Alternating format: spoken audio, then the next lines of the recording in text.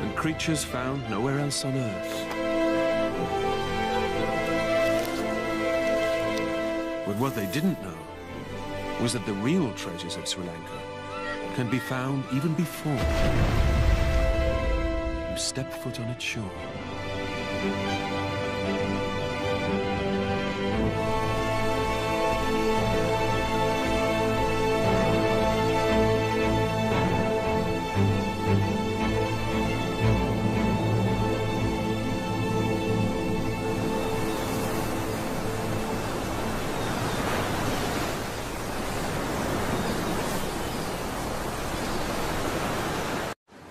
In the Indian Ocean, the island of Sri Lanka stands as a crossroads for all kinds of migrating marine life. Just off the coast is one of the world's biggest gatherings of the largest predator alive.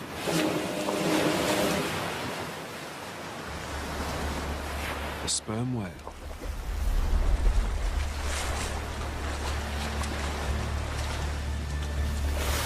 Nomads of the sea. They're almost continuously on the move.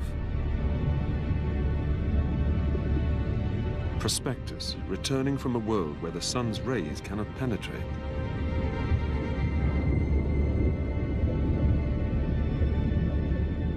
After as long as an hour in the deep, they return to the surface to breathe. Before they dive again, they fertilize the surface. To save energy in the depths, they shut down their non-critical organs, and that includes the ability to defecate. This is one of the only ways that nutrients locked in the world below are returned to life near the top.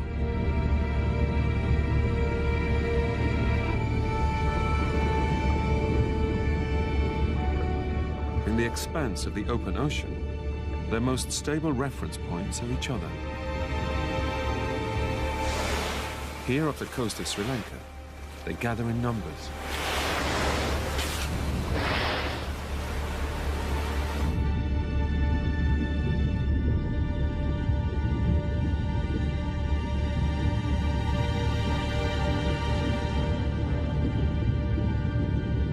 Superpods, some of the largest seen anywhere in the oceans.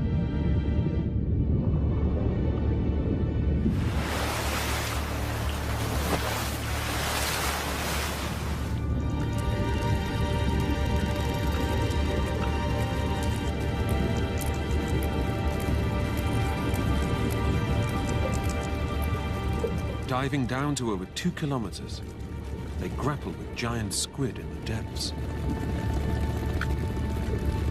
These are hungry hunters. Each one of them can eat around a ton of food per day.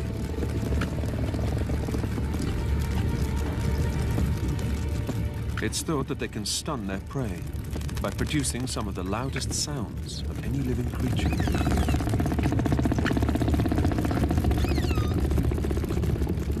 But their life in the world below, where the pressure would crush a human, has never been filmed and remains a mystery.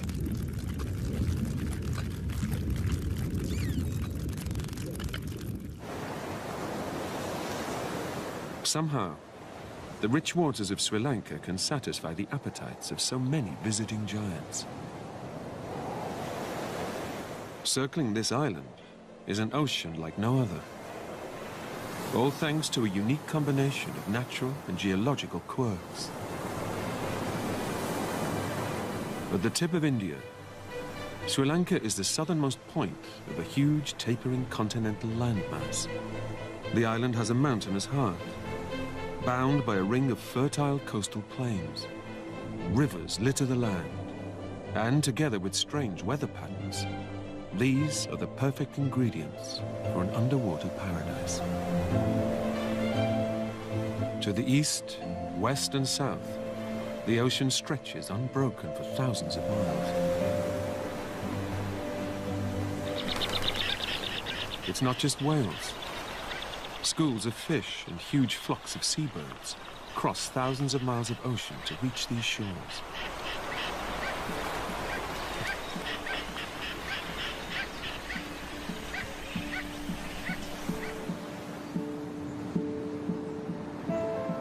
For some drifters, Sri Lanka is the first sight of land for years, possibly decades.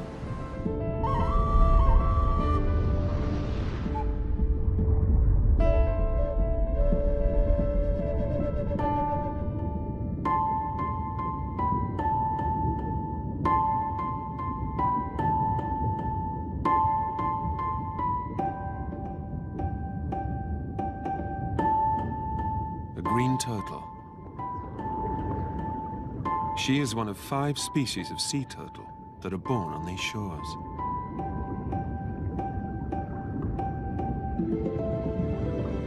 The moment she's waited 20 years for is near.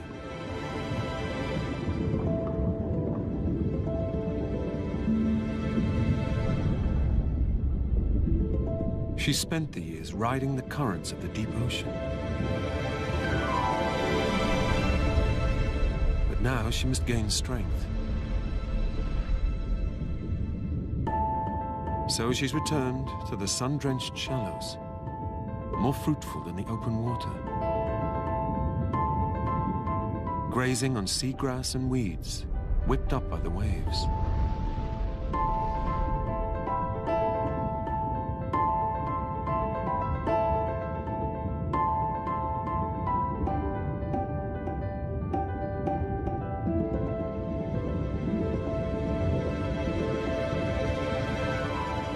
Our science has no idea how, but she knows exactly the beach to which she must return. The beach she was born on.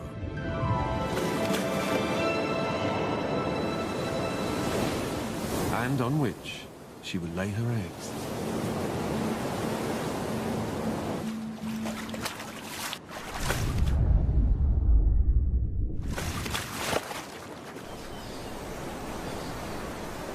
The secret to Sri Lanka's fertile waters actually lies 100 miles away. It's a story that begins on the highest peaks.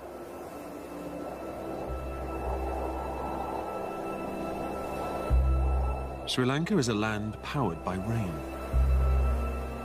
Warm monsoon winds sweep down from the Bay of Bengal, bringing moisture from far at sea.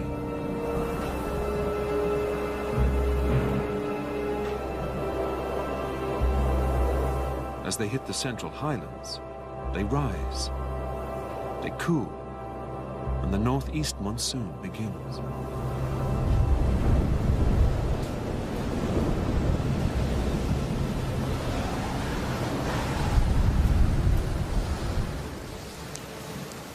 It's weeks since a single drop of rain fell.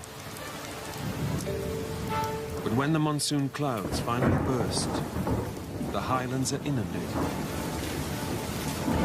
Meters of rainfall in just a few months.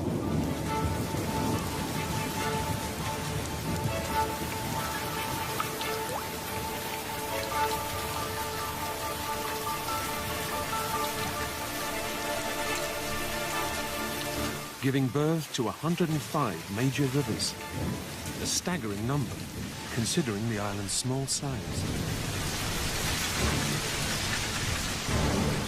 It's these rivers that are key to the rich seas surrounding Sri Lanka.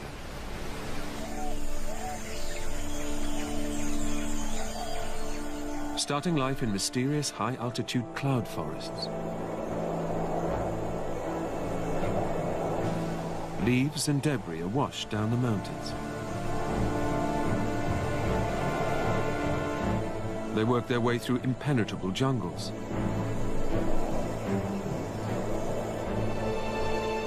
Collecting sediment and nutrients from the earth.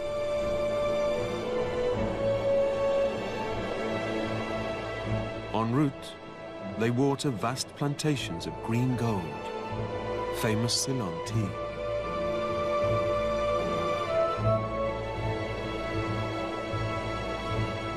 Across the vast plains that circle the island,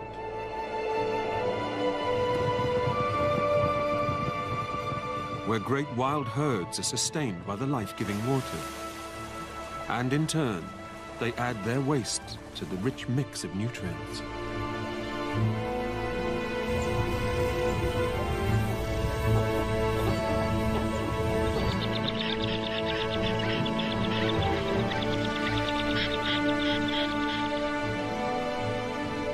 finally mix with the sea in brackish swamps, the mangroves.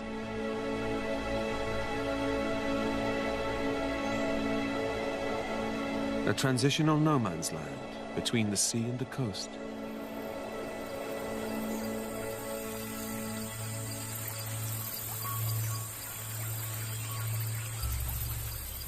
Their leaves have special glands which secrete salt crystals, allowing the trees to cope with the water from the encroaching tides. Rising out of the waterlogged swamp floor, roots reach from the earth like dead men's fingers.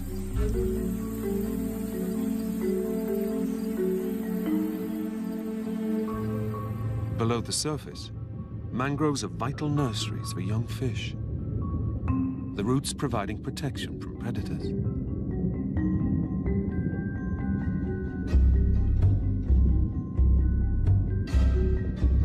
But with so much competition, one mangrove specialist has developed an extraordinary way of getting a bite to eat.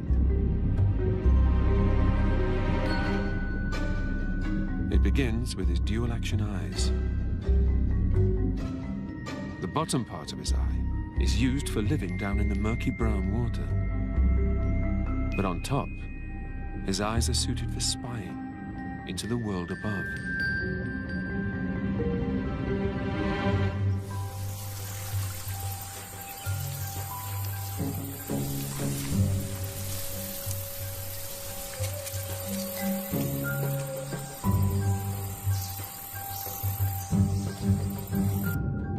He presses his tongue down against a groove at the bottom of his mouth, forming a gun barrel.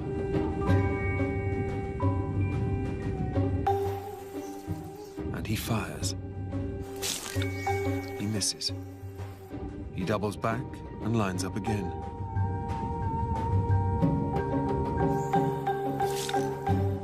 For a young archerfish, it can take a few attempts to get his prey. He has to learn to judge distortions and reflections in the water.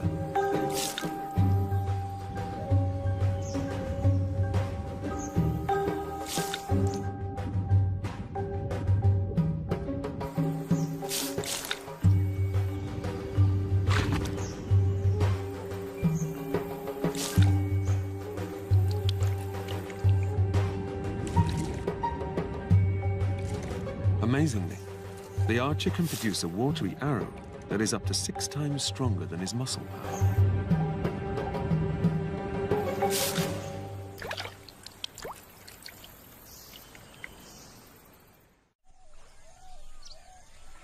Dawn, on the edges of the mangroves. The island's most ostentatious seasonal visitor has arrived.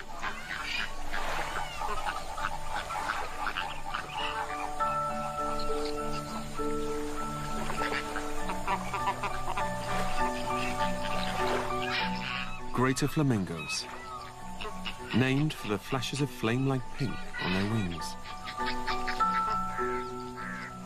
They follow the receding tide further out into the lagoon.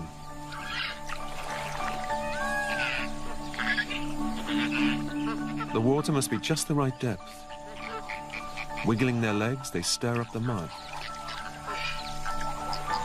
Dipping their bills, they sift out shrimp and algae which thrive in the river mouth.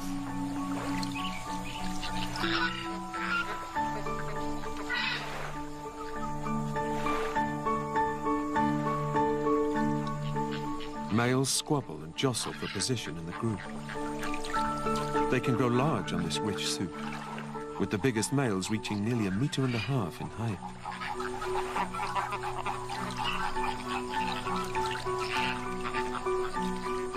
They say you are what you eat, and it is the carotene pigment from the crustaceans and algae that gives their plumage its distinctive pink.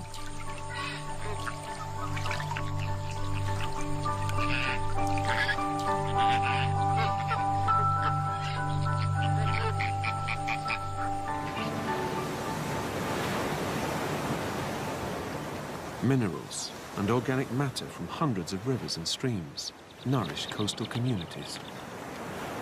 Sri Lanka's high rates of freshwater discharge causes a riot at sea.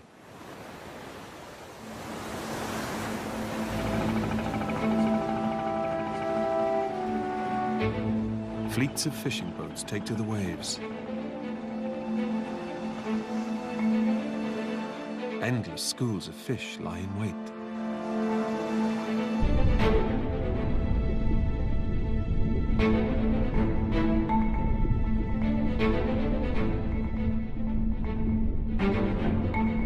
Hunters arrive. Tuna. The schools dart out of the way of the predators. Thousands of shimmering bodies try to confuse the hunters. The schools pulse in one coordinated movement.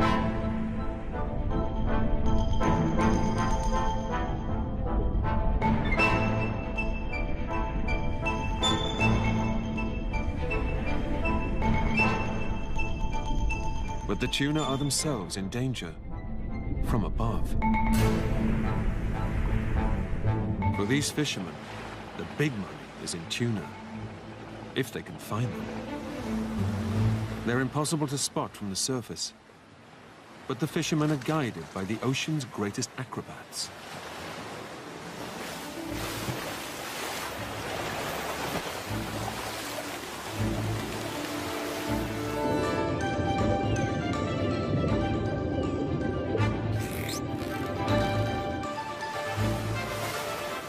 Spinner dolphin are often found swimming alongside schools of tuna.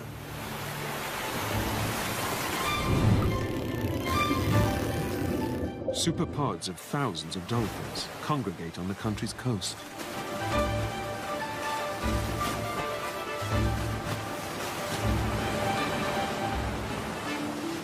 Young calves cling to their mother's sides.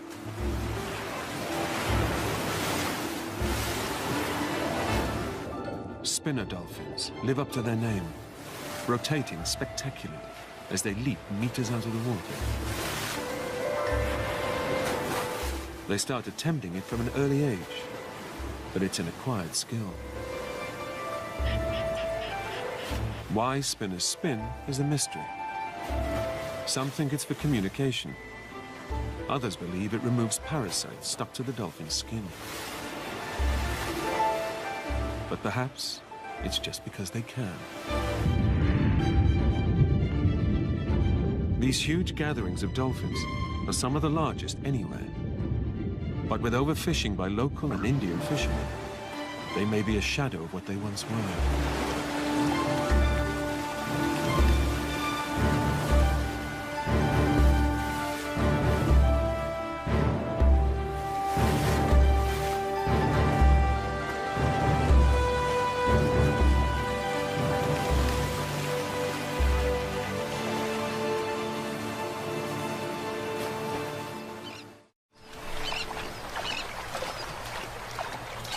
The monsoon rains leave rich pickings in their wake.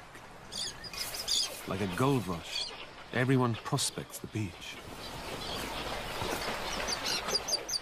The daily catch brings egrets.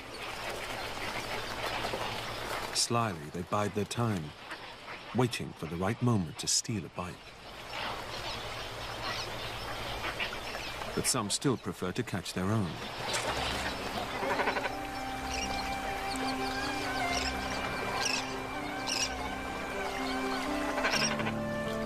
In the lagoons, flocks of cormorants dive for fish. Working in small groups, they drive a school together.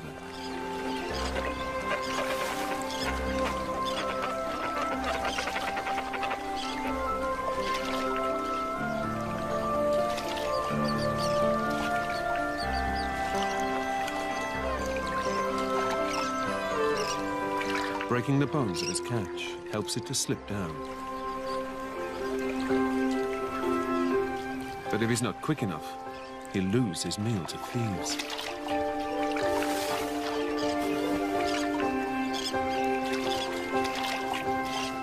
Most water birds have feathers that repel water, but not the cormorant.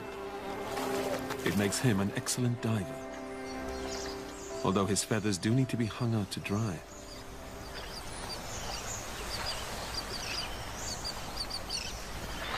Flocks of cormorants, egrets, and painted storks gather in large, excited breeding colonies.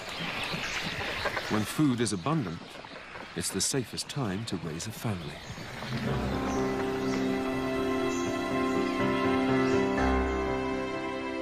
For their neighbor, the white-bellied sea eagle, it's also time to nest.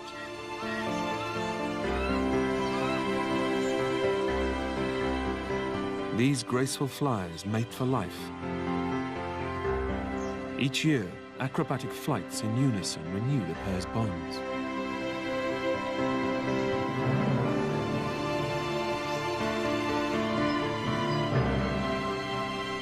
These heavy birds are the largest on the island and can reach up to 4.5 kilos. So finding a tree suitable for the whole family isn't easy.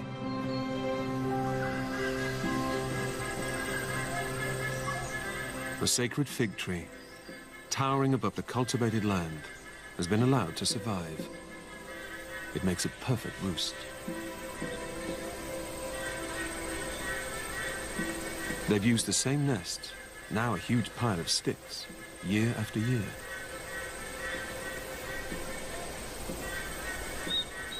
The pair have a 6-week-old chick. As he's got older, they're leaving longer and longer gaps between bringing him meals, perhaps to entice him into the air.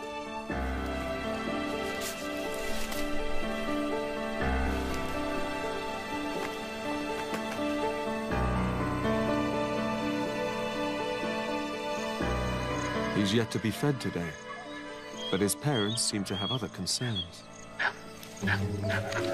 Eagles don't like monkeys, and the feeling is mutual. Crows and eagles tend not to get on too well either.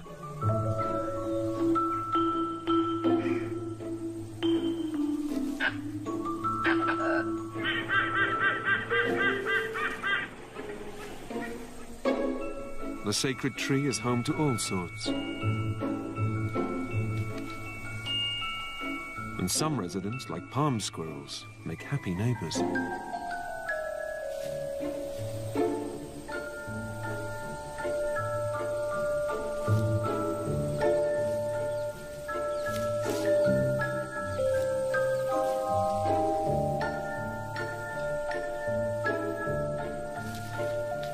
The same can't be said for crows. Crows will mob the eagles relentlessly. They see the predators as a threat. The truth is, the white-bellied sea eagle survives almost entirely on food caught at sea. The white belly of the adults blurs with the bright sky as they descend on their prey. From below, it's rendered invisible.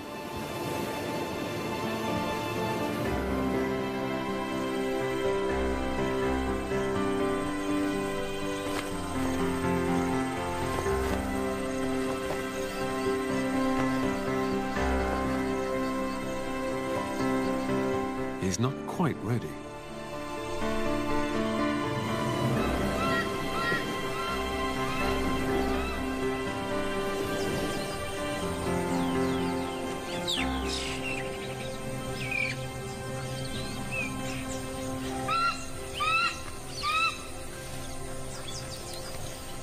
At last, fresh fish. But after being kept hungry for so long, a peck on Dad's leg shows his frustration.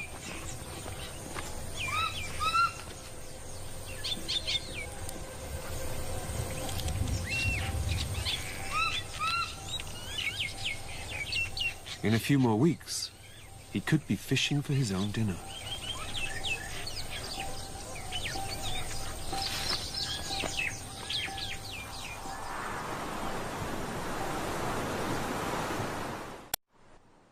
Deceived by an illusion of endless bounty, the fishermen here seem to constantly work the sea.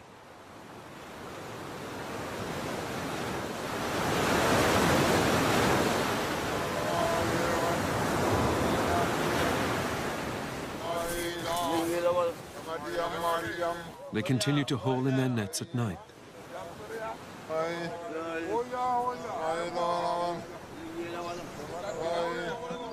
It's the driest time of year, and the seas are calm.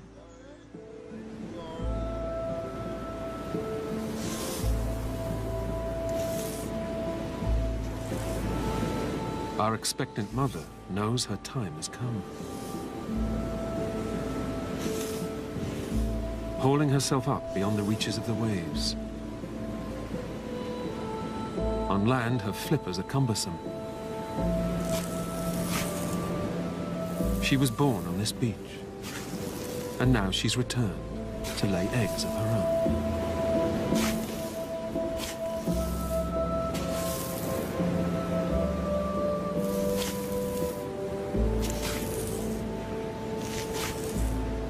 Tonight she continues a ritual performed by her ancestors.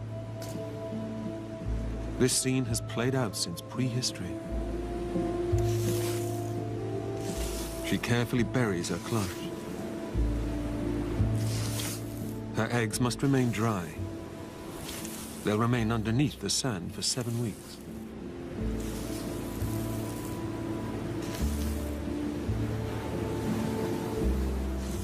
And she returns to the waves.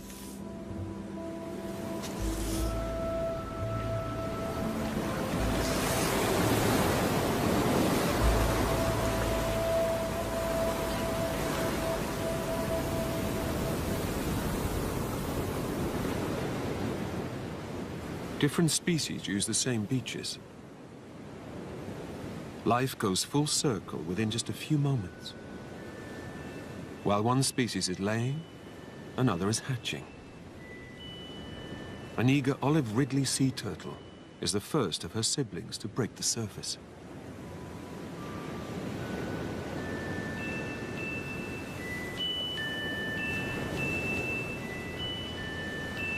They've remained buried for several weeks. They've waited until the sand cooled, and they knew it was night. Soon she's joined by her brothers and sisters, and the sand is a writhing mass of baby turtles. They know instantly which way to head. Perhaps it's the slope of the sand, or a faint glow of white on breaking waves. But somehow they sense the sea.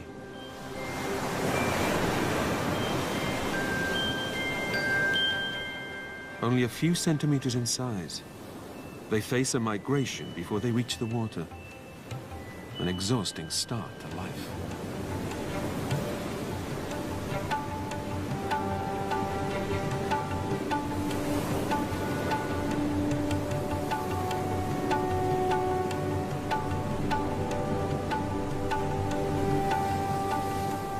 Forced to rest after every few steps, they're in a race against the sun.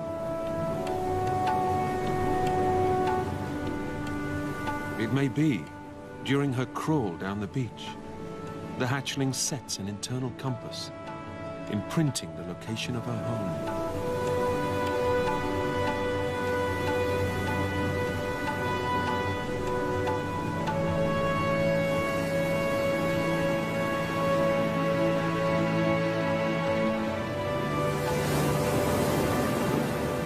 Most will make it in darkness.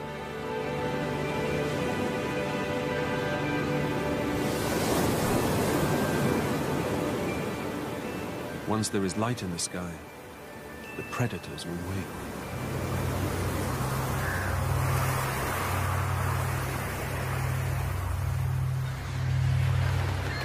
Crows are gathering. A baby turtle would be a decent breakfast.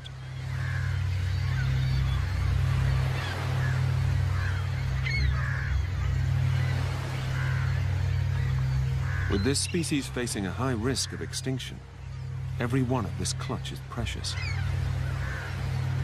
Scientists estimate, even for those who make it to the waves, just 1 in 1,000 will survive to adulthood.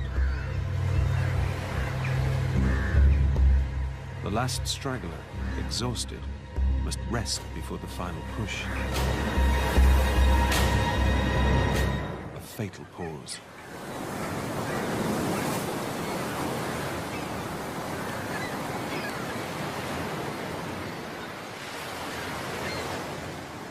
More dangers may await beyond the breakers, but those making it off the beach give these endangered animals a chance.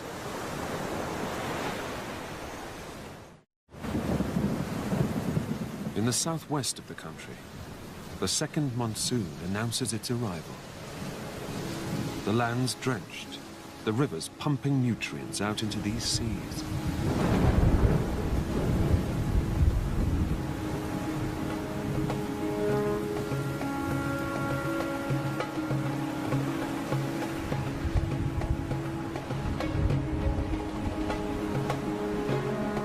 These lands are blessed with two monsoons. One the northeast and one the southwest.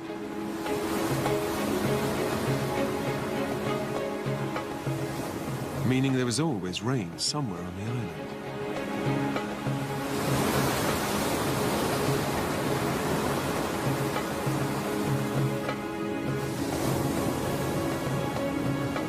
After the monsoon, waves roll in exhausted. But the waters are left refreshed by this second seasonal influx of nutrients. Like giant human herons, Sri Lanka's iconic stilt fishermen wait for the arrival of schools of mackerel and herring. The origins of this unusual practice are lost in myth. According to legend, after the Second World War, an inventive fisherman was finding it hard to get his own rod to fish from.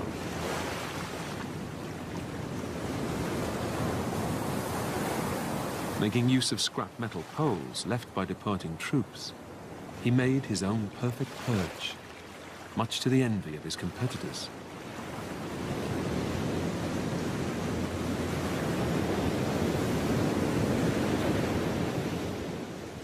The practice soon caught on.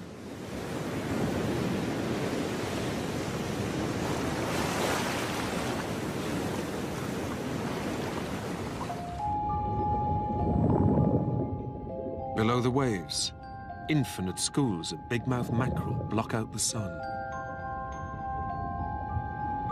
Jaws gaping wide. With one coordinated scoop, they filter plankton from the newly recharged water.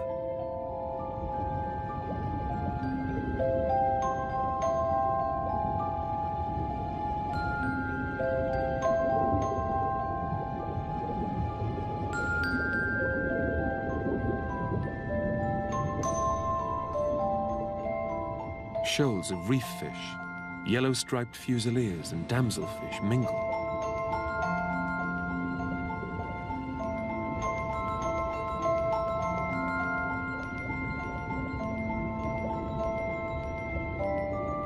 Only this isn't a reef at all. Unnatural angles and perfect circles hint at past lives. Cargo ships, trawlers and World War ships litter the bottom of Sri Lanka's coast. The largest port in Sri Lanka is exposed. Strong seas and monsoon winds make these treacherous waters. But that keeps the currents circulating, and before long, shipwrecks are seized by colonists.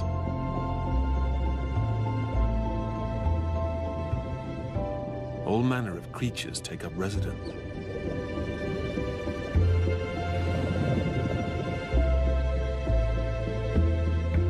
The wrecks provide food as well as shelter. Fish feed on algae and weeds growing on the hull.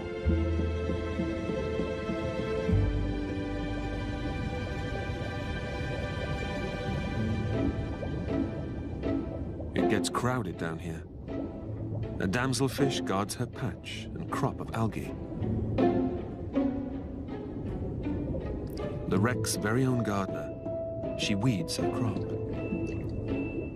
Removing unwanted algae and seaweed from her patch helps the algae she likes to grow.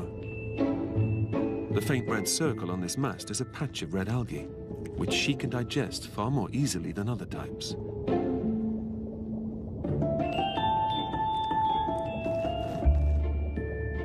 But it's popular with trespassers too.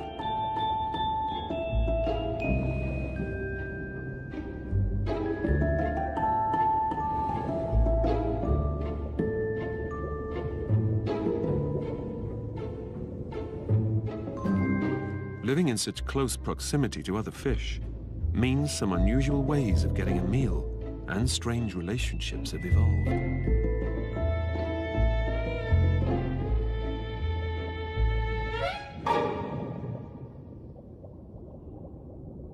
it's not just gardeners.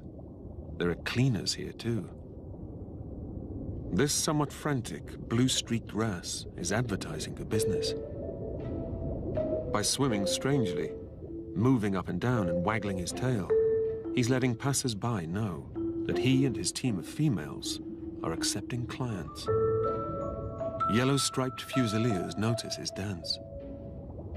Small groups break away from the school and stop at the wrasse's cleaning station.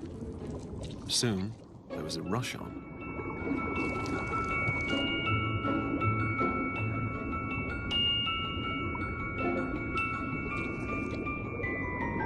The fusiliers get groomed, and the wrasse get a meal.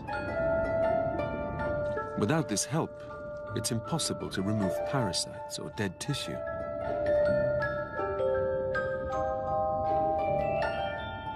The male is larger than the female members of his harem, but amongst the females there is a strict hierarchy. Constant power struggles and fights are common.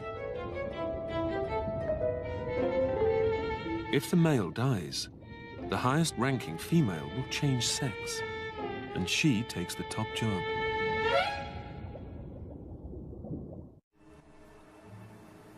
That new life so quickly colonizes the wrecks is testament to the richness of Sri Lanka's coastal shallows. When combined with a geological quirk, this richness creates a unique coast, possibly unlike anywhere else in the world. The continental shelf is particularly narrow, and along some stretches, the deep ocean pinches in extremely close to the shore. The presence of deep water so close to land gives access to a true ocean giant.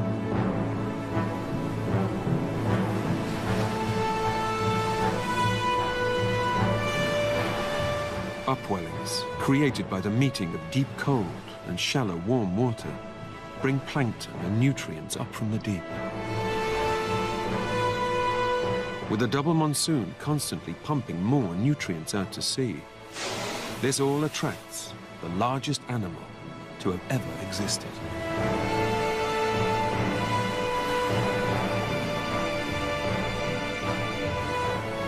This is one of the only places on Earth where blue whales can be found so close to shore all year round.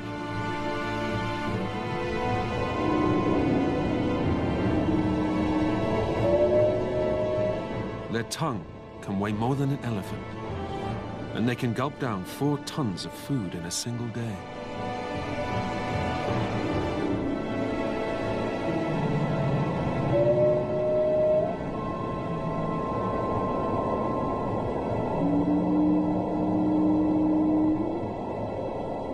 Huge, 25-meter-long, mysterious creatures, normally found voyaging the world's oceans.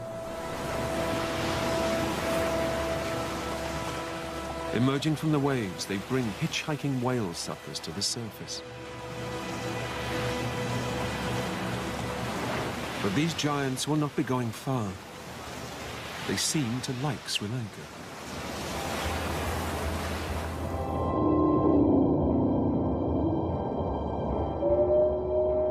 And the waters of this island have a unique sound. For some reason, the blue whales here have a different song. They've been repeatedly recorded, making calls with 4 notes.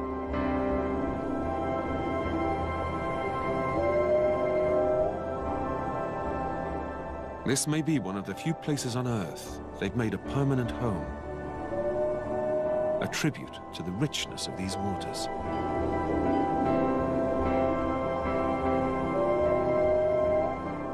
It's possible Sri Lanka has its own unique subspecies, evolved to exploit this fertile territory.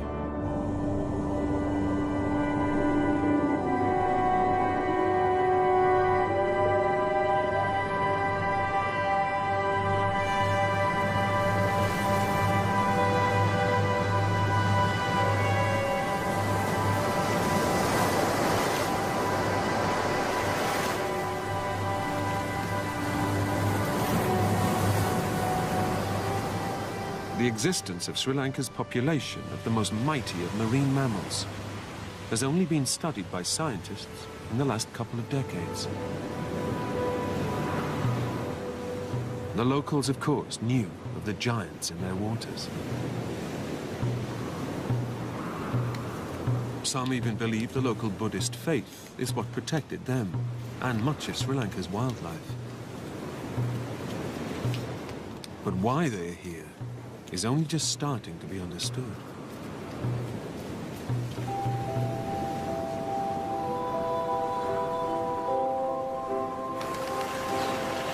To sustain so many whales, Sri Lanka's coast must remain fertile and productive.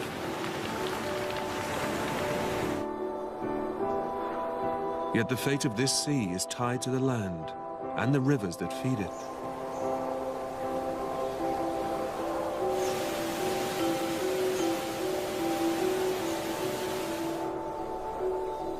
Sri Lanka's forests are shrinking fast. Its wild herds are squeezed into an ever smaller share of the island.